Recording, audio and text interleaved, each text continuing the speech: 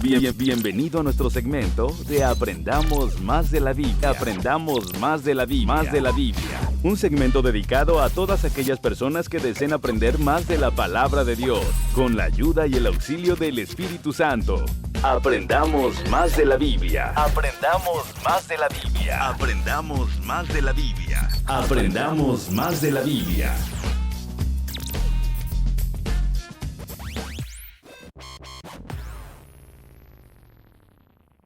Dios les bendiga, sean bienvenidos todos a este segmento de Aprendamos Más de la Biblia. Hoy vamos a estar hablando acerca de la importancia del arrepentimiento. En el segmento anterior vimos lo que significaba arrepentimiento y es de la palabra que se origina en el griego es metanoia, significa cambio de mente.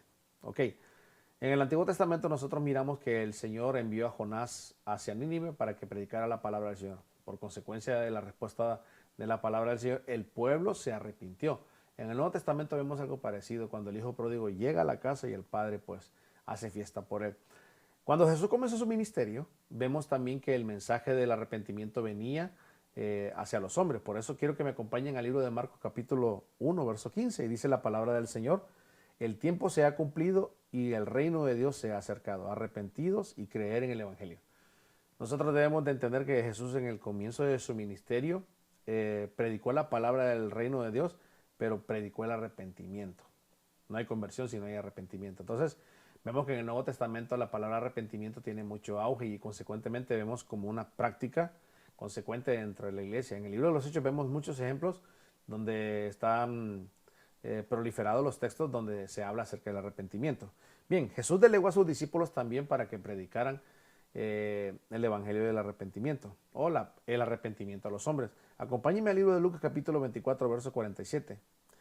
Y que se predicase en su nombre el arrepentimiento y el perdón de pecados en todas las naciones, comenzando desde Jerusalén. Ya ustedes se dan cuenta de que Jesús cuando delegó a sus discípulos, los delegó para que fueran a predicar y que el perdón de pecados conforme al arrepentimiento se fuera dado no solamente en las naciones, sino que comenzara desde Jerusalén. Muy bien, en la iglesia del principio, o la iglesia poderosa que vemos en el libro de los Hechos, también vemos de que en muchos pasajes la iglesia predicó el arrepentimiento, lo pronunció fuertemente. Bien, acompáñenme al libro de Hechos, capítulo 2, verso 37. Al oír esto, se compungieron de corazón y dijeron a Pedro y a los otros apóstoles: varones hermanos, ¿qué haremos? Muy bien, este es el mensaje de Pedro cuando predicó a los judíos después del Pentecostés. Ellos quedaron tan compungidos, ya ustedes sabrán la historia después de lo que pasó. Se convirtieron y luego se convirtieron en discípulos. Y voy rápido porque el tiempo corre. Muy bien, Pablo lo testifica a los ancianos que estaban en Éfeso, en Hechos capítulo 20. Los llama y les dice: testificando a los judíos y a los gentiles acerca del arrepentimiento para con Dios y de la fe en nuestro Señor Jesucristo. Pablo le dice a los ancianos de la iglesia que él predicaba también y llamaba al arrepentimiento a la iglesia. Amén. Se me va a ir el tiempo. Bueno, el apóstol Pablo predicaba la necesidad del arrepentimiento. Fíjense que el apóstol Pablo, uno de sus mensajes especiales era arrepentidos y convertidos, igual que Jesús.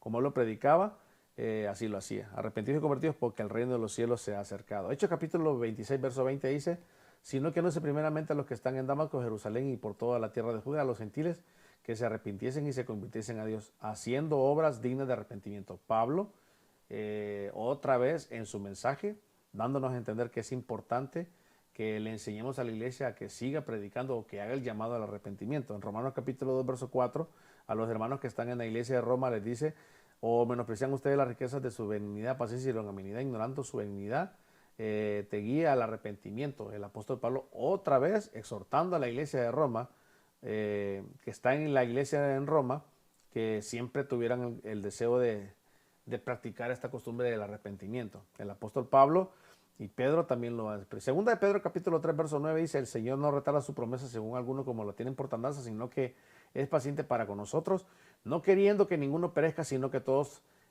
procedan al arrepentimiento. Pedro nos dice que Dios es paciente para con nosotros porque Dios es paciente porque quiere que todos los hombres vengan al arrepentimiento, no quiere que ningún alma se pierda. Bien, el arrepentimiento abre una ventana de oportunidades para aquellos que deseen y tengan el deseo fervientemente en su corazón de ser restaurados por el Señor mediante su Espíritu Santo. Joel capítulo 2, verso 14 dice: ¿quién sabe si volveré ¿Quién sabe si volverá y se arrepentirá y dejará la bendición tras de él? Esto es una ofrenda y liberación que Jehová vuestro Dios. Es el llamado que Joel le hace al pueblo. Recordemos que si queremos tener una vida llena de abundancia, sigamos consecuentemente practicando el arrepentimiento. Los creyentes también necesitamos practicar el arrepentimiento. Siempre necesitamos tener un cambio de mente de 180 grados.